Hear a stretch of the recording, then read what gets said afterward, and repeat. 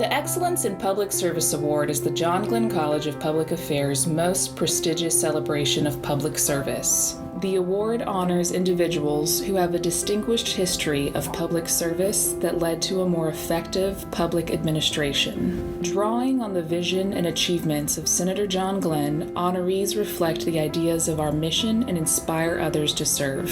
The 2020 recipient is the United States Librarian of Congress, Dr. Carla Hayden. Hayden is the 14th Librarian of Congress, who made history when she was sworn in as the first woman and first African American to lead the National Library.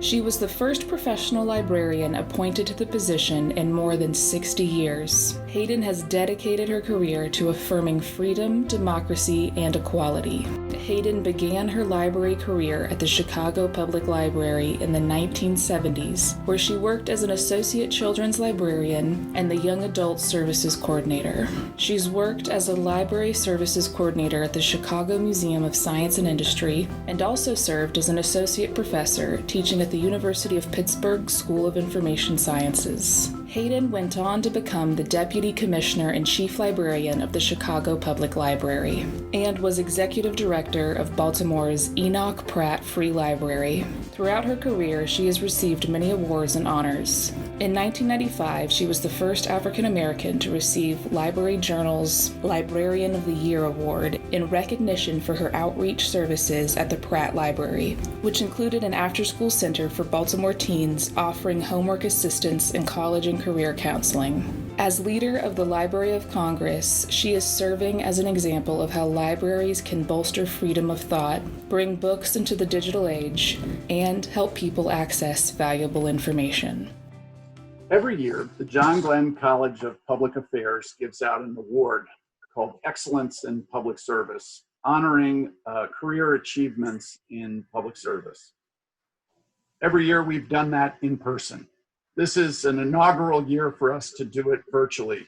And in some ways, how appropriate, given the person we're honoring is someone whose life has been devoted to spreading information for community members to access. So this is a new and different way to share information, to do this virtually. The award is one that, again, honors people who have devoted their careers to service, to serving others. And this year's award winner, Dr. Carla Hayden, is eminently worthy of that distinction. We are so proud on behalf of the faculty, the staff, and the students of the John Glenn College of Public Affairs to award her with our Excellence in Public Service Award. First, because she absolutely, through her career, her service to spreading information widely and broadly through one of the most essential elements of democracy, the library, to communities who many times have not had access to that information. And she has, in a variety of roles, prior to her current service as the Librarian of Congress, been a champion of access for one and all to be able to participate in access to information and community dialogue. There's also a very sort of self-interested reason that we're honoring Dr. Hayden, and that is that the Glenn College has had a tremendous partnership, a small one, with the Library of Congress since we started our undergraduate Washington Academic Internship Program many years ago. Our students every semester come to Washington, D.C., many of them for the first time, not just in Washington, D.C., but in any kind of city. And they're charged with tackling big public policy problems and serving their employers with analysis.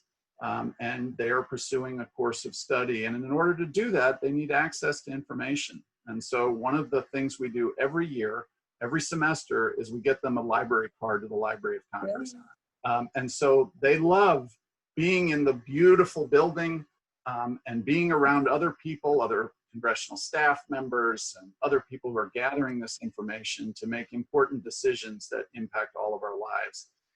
It's just such a special treat to be able to both honor your tremendous service, Dr. Hayden, but also to celebrate you may not even know you'd had that partnership with us. We loved the institutional relationship between the Glenn College, the Ohio State University, and the Library of Congress. So I wish I was handing you right now as I would be if we were in person, a lovely award will come to you later, honoring your receipt of this year's Excellence in Public Service. Congratulations. Thank you so much, Dean, and thank you to the Glenn College and the university. And also, it's so meaningful at this point with the legacy of the Glenn family. And I know that we, in one of the instances of trying to work in this virtual environment, we had the really, and I would just have to say condolences to the family, the Glenn family, and how much it meant to Mrs. Glenn. She was actually going to be part of this presentation. And so it's especially meaningful for me personally, and I know for you. Well, I appreciate those condolences, and I'll share one anecdote and then we can jump into a conversation. Annie struggled with stuttering for a good portion of her life. She struggled to give voice to her thoughts and feelings, and yet she was bound to Senator Glenn, and they had ways of communicating that allowed him to understand what she wanted. But often he couldn't hear what she had to say because she had difficulty finishing a sentence. At the age of 53, she conquered her stuttering problem through a program that then allowed her to talk, and she talked all the time. And one of her favorite things to do was, as the senator got older, he began to lose his sight, couldn't see as well, and he couldn't read. So every morning, her greatest pleasure was to read him stories from the newspaper and read him library books and read to him. And he was prisoner to her reading. I think on the one hand, he loved to get the information, but fundamentally, I know he just loved to hear her voice. And I know that she loved to be able to read books and read material out loud so that others could hear it. So thank you for that. And I have to just say, and she became an advocate as well. She used her voice to give voice to people who weren't able to. She was a remarkable advocate and champion for those who had not been heard before. So thank you for calling that out. Well, that's why it's especially meaningful, and especially during this time when we're all thinking about people who have challenges, all types of challenges, and how they can be heard and how we could listen. Speaking of being heard, thank you so much for not only receiving this award, but being willing to engage me in a conversation about service and leadership and your career journey and your role at the Library of Congress. And so normally this would be a conversation in which students would be involved, but you're stuck with me. But I'm the beneficiary. I'm super excited. So I'll just start with a general question for you. What inspired you to pursue a career in public service? What motivated you to pursue this line of life? I was very influenced by the people in my family. And one of my earliest experiences had to do with being exposed to libraries and all types of libraries and the joy of reading. And as a child, I knew that that was something special because books could take me away. And the idea of libraries and these things were free. I found out about fines, but you could just go in and all these things. And then when I graduated, I called myself an accidental librarian. When I graduated from undergrad, I wasn't sure what I was going to do. In fact, I went to Roosevelt University in Chicago. I transferred after I transferred. Students should know this. Because it was a public service institution, and Eleanor Roosevelt actually endorsed the naming of that university after her husband and then later for her, and it was that. But I wasn't sure what I was going to do. I majored in political science and history, and I was thinking about what I was going to do, and my mother who worked in social work at that time, said maybe I should think about employment. So between jobs, job interviews, when I was told very politely I hadn't interned, so I always encourage students, intern, do whatever you can to get some experience because it counts. I would go to my favorite place, the public library. And I was there, and someone who had just graduated with me saw me and said, "Hey, are you here for those library jobs? They're hiring anybody." And they meant anybody with a bachelor's degree. And I thought, my goodness, sure. I got a job, and then I was exposed to librarianship because of a person who I was partnered with. And she was in graduate library school. And at the time when I first saw her, she was in blue jeans. She was on the floor giving story time in a storefront library on the south side of Chicago to kids with autism. And I thought, well, wait a minute. This is more than just handing out books. And it was a community center. And that's how I got into it, because libraries were opportunity centers in these neighborhoods. And that's how I got into it. So it was similar to what my mom was doing in social services, housing department, all of that. And I thought, oh, you combine what you love with making it available for other people. So I have a very weighty question about libraries and democracy in a minute, but I've got to know, in terms of those things that are so passionate to you, what were your favorite books as a kid? What were those books that opened the world to you? The one that I talk about a lot now is Bright April. And in fact, I have a copy of it here. That when I was growing up, I went to a storefront branch in Queens, New York, every day. And that's where I learned about fines because of this book. I don't remember who gave it to me. I was about 7 years old. And someone put this book in my hand, and it had, it was about a little brown girl who was a brownie. I was a brownie. And she had two pigtails, and her family was musical and all that. And it was the first time I loved that book. That's when I just checked it out, hence the fines, but checked it out because I had never seen myself in a book.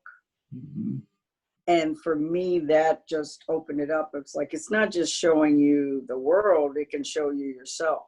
Yep. And I just hugged it. And I still, when I see that book, I just still hug it. Thank you for sharing that personal story, and what a great book that had that impact on you. Oh, it did. Now I want to go such a much higher level, although your story is so powerful. What do you see as the principal role for libraries in a democratic society? What is the fundamental purpose of the library? And that's something that we're really seeing play out now when so many people in this country are challenged. And the difficulty for them now is that they might not have the physical access to a public library. And my public library colleagues are very concerned because this is when we usually are that refuge. So in a democracy, the public library represents access to information for anyone. And we like to say, I think it was James Joyce or something, here comes in everybody. Anyone can go into a public library and ask for information, receive information. The only thing that a librarian or a staff member might ask you is, the questions to help you get what you want, even though sometimes we want to know why you're asking for it, but our creed is we don't ask that. But it is a way to have, and you've heard this term, I'm sure, many times, an informed citizenry. And early on, the libraries made sure that we used to say, the books battle it out on the shelf.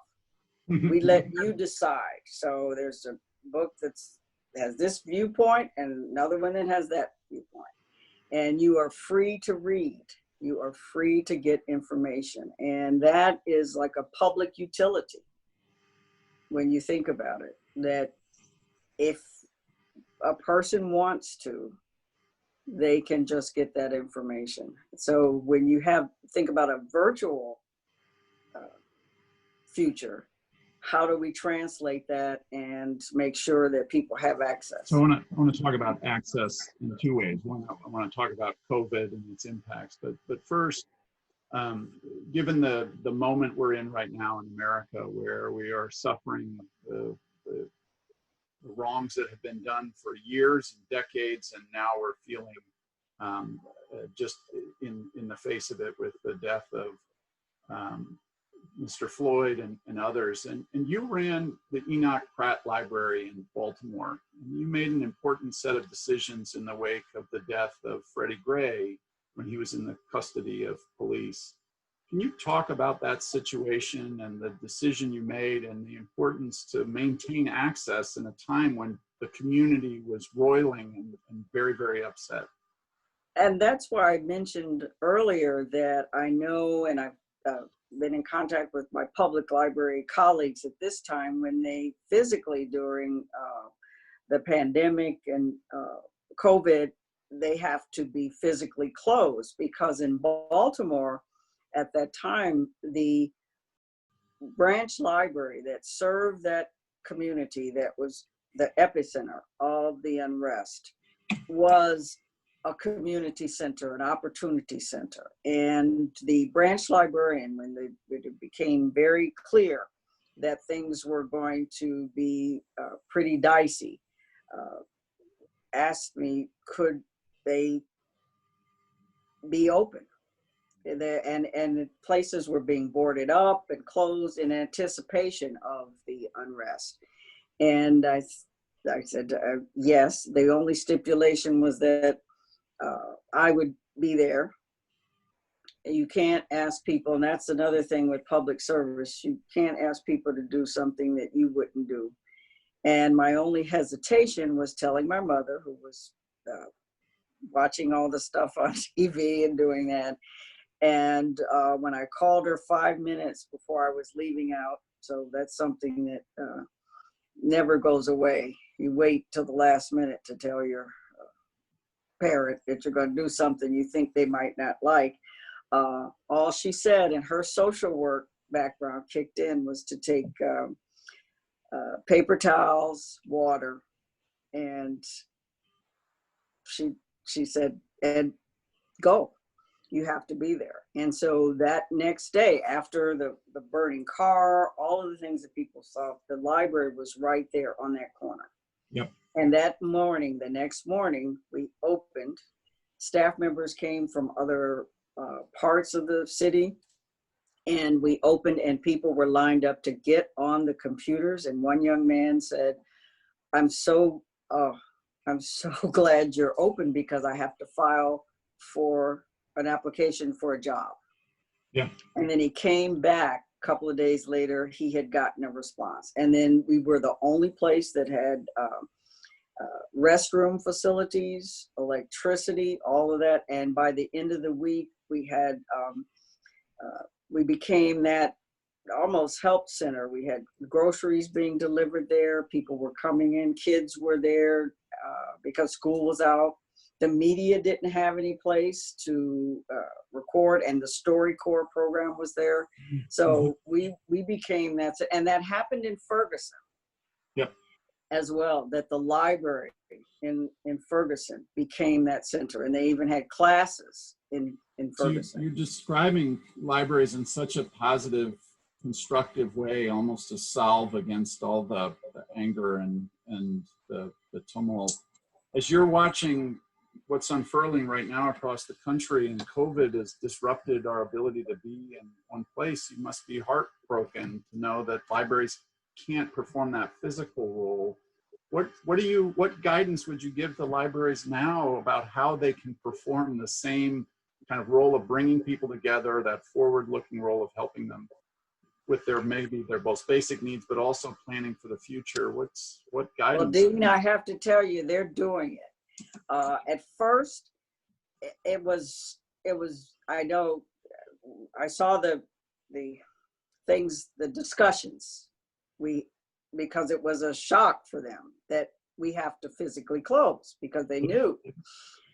Well, they started with pickup, drop off and pickup services. And then, and even right here in Baltimore, the library, Pratt Free Library, bringing in Wi-Fi to outside of the branches and making sure that people can connect, doing more virtually. So they're still becoming and being that place and doing much more online with their programming, but also saying we will have be those hotspots for in a different way for the community, so they can still connect and that. So they're being very inventive, and those bookmobiles that you're about they're going around to neighborhoods and that, and so they've got mobilized. So let's now transition and talk about your current role. You are the Librarian of Congress.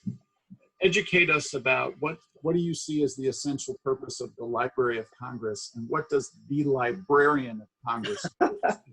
Well, the Library of Congress is that in its name tells you what it is. It is the library that serves Congress and the people they serve. It started as a small collection of law books in 1800. And think about that, the nation was growing, and the legislators and they said, oh, we need reference tools and books. And then it grew exponentially, because starting with Thomas Jefferson, when the books were burned actually in 1812, when the British came, and they used some of those books to start the fire in the Capitol. And Thomas Jefferson had retired to Monticello, and he at that time had the largest and most comprehensive personal library of anyone in the United States. He had the Quran, he had things in all different languages. He was quite a Renaissance man, and he sold his collection in 1814 to the library, that small library, which became really what we know today. And he said there is no subject to which a member of Congress should not have to refer, because there was debate, should they accept these books? They had the Quran and had all this stuff. Well, then that idea of a universal collection turned into not only serving the legislators, but the communities. And by 1870, the Library of Congress became the administrator of the US copyright system. And that's when the collection really, really grew, because people who registered for copyright would deposit items.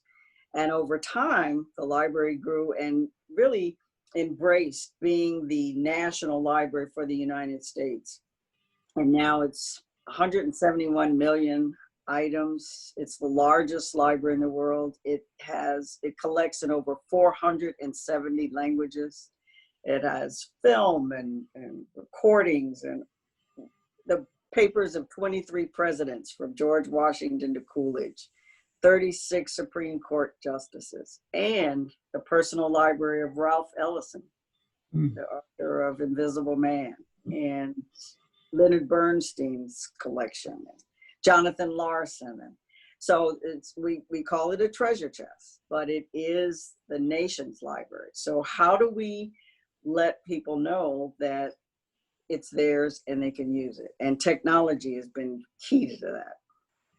So talk a little bit now, looking forward. COVID is impacting your immediate practices, and I know from looking on your website, you've begun to put more and more programming online. Speculate a little bit about what you see as the future for libraries, and particularly the Library of Congress, with the digitization of lots of material and the increasing ability of people to access material online, although some have challenges accessing that material. What's your vision for the future of library? And I think my vision is part of the larger view that the library profession has been working on for at least the last 20 years, and digitization of materials. When I mentioned the papers of 23 presidents, we have the diaries of Teddy Roosevelt. And that's something that, one, you can't loan out. Everybody that comes to the library physically might not be able to see it, but we have been digitizing. So we've digitized 61 million items. And now, for instance, and you mentioned our website, we've expanded, and we have a page now, a link called Engage, where you can take a virtual tour of the Rosa Parks collection. Mm.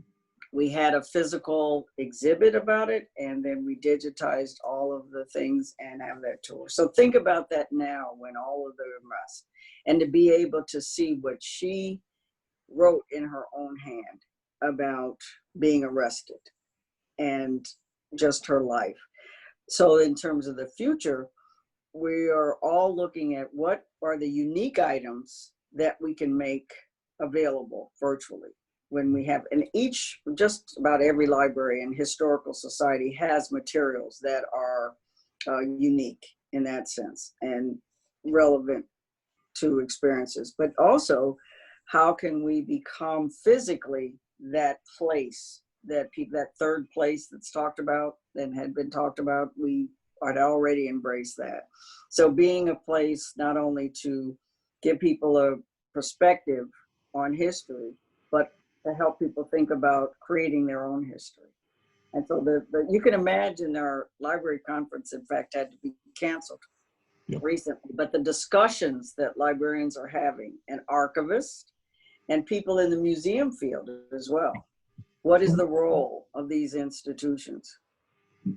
Now, again, the tumult we're facing in the United States right now, in addition to COVID disrupting everything, is around access and equity. It's the disenfranchised, particularly people of color, who feel they're treated wrongly at the hands of public institutions. Obviously, a lot of the conversation at the moment is around the police, but it's access to lots of institutions.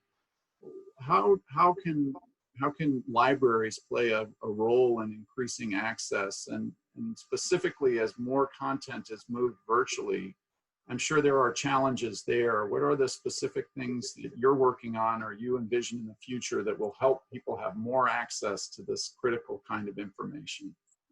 One way is the connectivity between the different libraries. So we've been doing quite a bit at the Library of Congress to reach out to local libraries and systems to make sure that on their pages they can link to ours and that we're engaging. We've asked the public, that we have a program called By the People, where we're asking people to help us transcribe some of those diaries and manuscripts and things, and being involved virtually.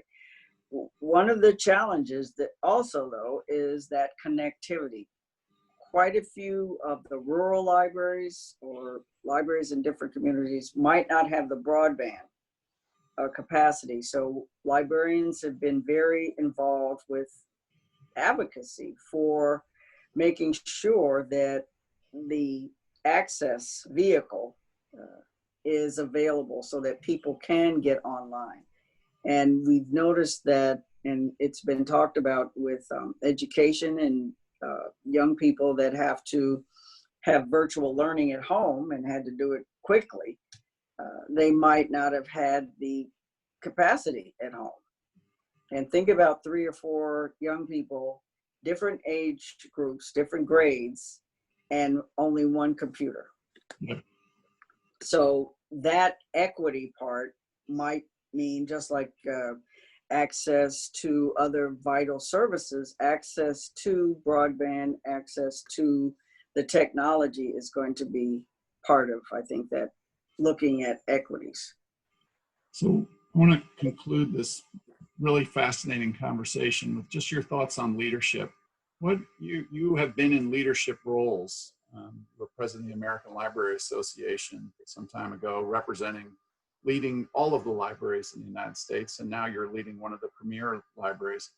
What are your, if you were talking to students right now, and you are virtually, what are your lessons in leadership? What advice would you have to them about how to lead, particularly in times like these? You could lead from any position. you can be a leader. And what I mentioned earlier about being willing to do what you're asking other people to do is important. And also making sure that you are not hung up, and I'm talking to you about being perfect or presenting yourself in a certain way, being truthful as much as you can, admitting that you need everyone to help, that the leader doesn't have all the answers. The best leaders I've found when I look to models and mentors are the ones that get a variety of views around and can listen to other people and consider things. You have to make the last decision, but that you listen and consider and not consider it a weakness if you don't know everything. You don't have to know everything. And that's what I would advise them to do. Well, I particularly love that. Those were all great pieces of advice, but I particularly love hearing a librarian say you don't have to know everything. You don't have to know. Go to the library to learn those things. Well, Dr. Hayden, it's such a privilege to be able, on behalf of the Glenn College and Ohio State University, to give you this award. Thank you so much for spending time and sharing your insights on libraries and leadership and service. Again, I look forward to a day, maybe in a library, where we can celebrate this together, but congratulations. And thank you for this honor. It means so much.